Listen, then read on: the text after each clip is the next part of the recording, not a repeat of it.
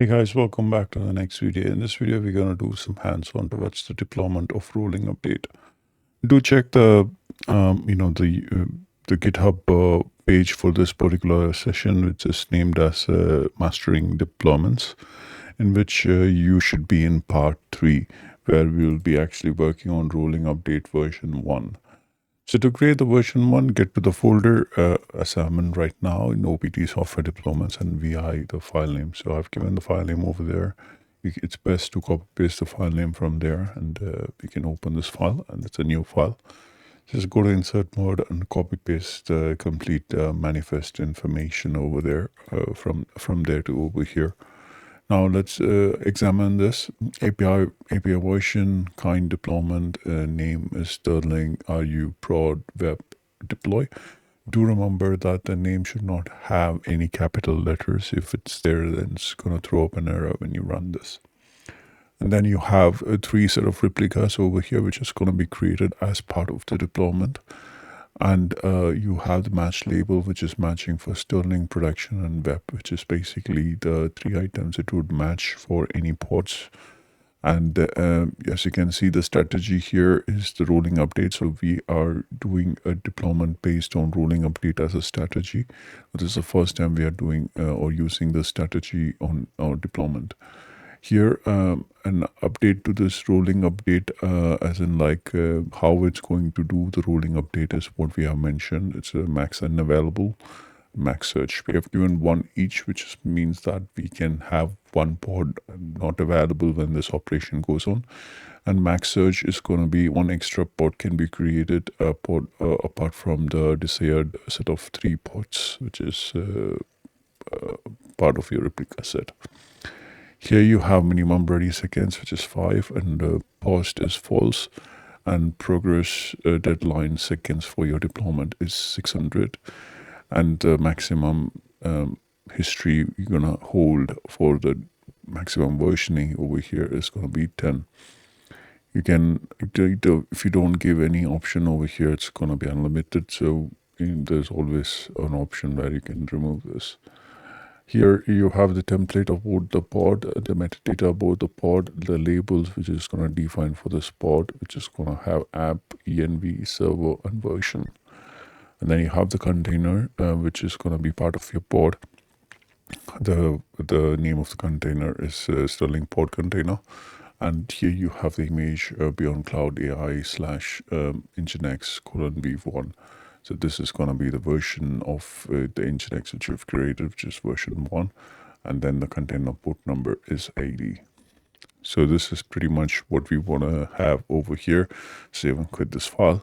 And you should be good to run the kube control apply -f and then Sterling RU prod web deploy.yaml. So the moment you run it, so I have 2 screens over here, which talks about, one talks about watch kube get rs, which is your replica set. So here you will be seeing the name of the replica set, the desired item, the desired replicas 3, current replicas, and what is ready is 3. Here on the screen, you will be able to see the pods. It says kube control get pod override show labels. In this screen, you will be able to see the pod, which is going to be which is running currently, which is 3 pods just running. And you can see that it's worker 1, worker 2, worker 1, worker 2. It's running on these nodes and their IP addresses. Now, IP addresses would be unique, and it won't be, you cannot compare this with my architecture.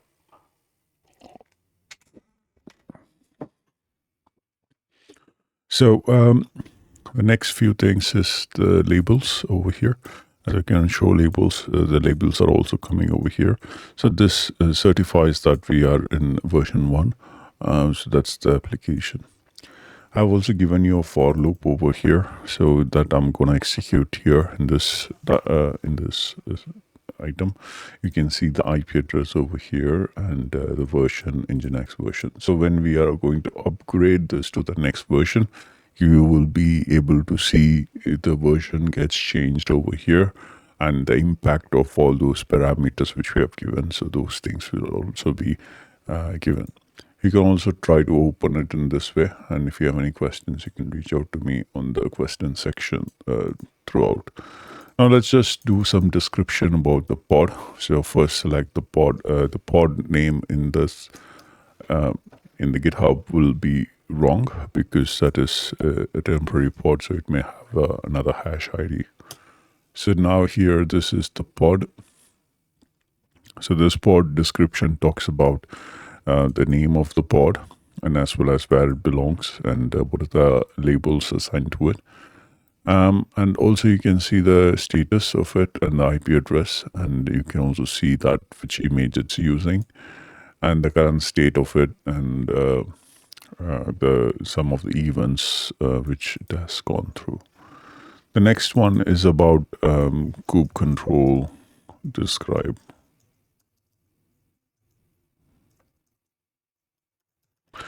rs/ the name of your replica set, and then this basically gives you the details about this replica set. So 3 current and 3 desired, as you can see over here, and this is basically tells you about the replica set over here. So now that one extra which we have told, right? So this replica set is aware of this. So you can see that max replicas is 4 over here and revision is 1. So what this revision is talking about is the deployment revision. I'll just show you in the next video. Next hands-on video that makes much sense right now rather than showing it to you right now, because we have just one revision. When we upgrade it to version 2, you will have 2 revisions then. Going forward, you have the controlled by, so which means that who operates this. This is the deployment / Sterling RU prod web deploy. So that's the deployment which is actually controlling this replica set. So that's what it is telling you. So you see that desired replica, max replica, and revision. So those are things which you should be aware of. And the port number, there's no host port number configured. Well, so there's one bit tiny important detail I want to tell you about in terms of this for loop.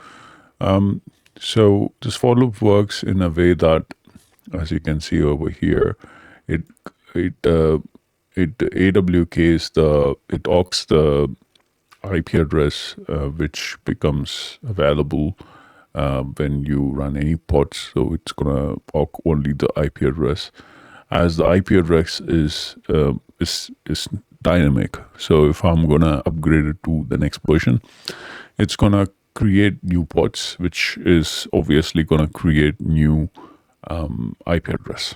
So this script works the best in terms of identifying the latest available IP address and getting the wget for that URL, and you can see that it is giving you the IP address and what is the web page output for that IP address, and then same thing it gives you for all these websites. But I'm not really happy or convinced with this way of teaching you, but this works as of now, okay? But then when we go forward, right, what I'm gonna do is I'm gonna have another set of a kind of like a cover on top of this called load balancer.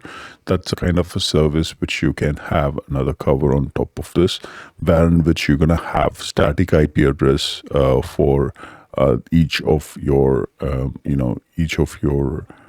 pods which you're creating. So this is going to be, it's obviously not going to give you a single IP address and a port number in which all these three websites will be configured for that or routed for that. That's not going to happen, but at least it will give you one IP address rather than having unique IP address every time you upgrade your application.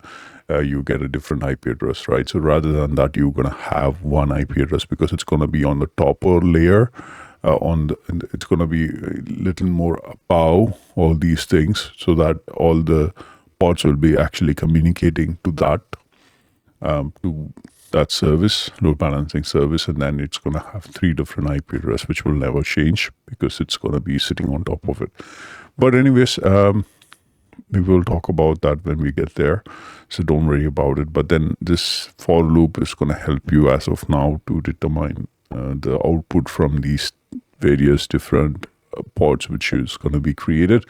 So we will talk in detail on the next video about these items as well. Thanks again for watching this. I'll see you in the next one.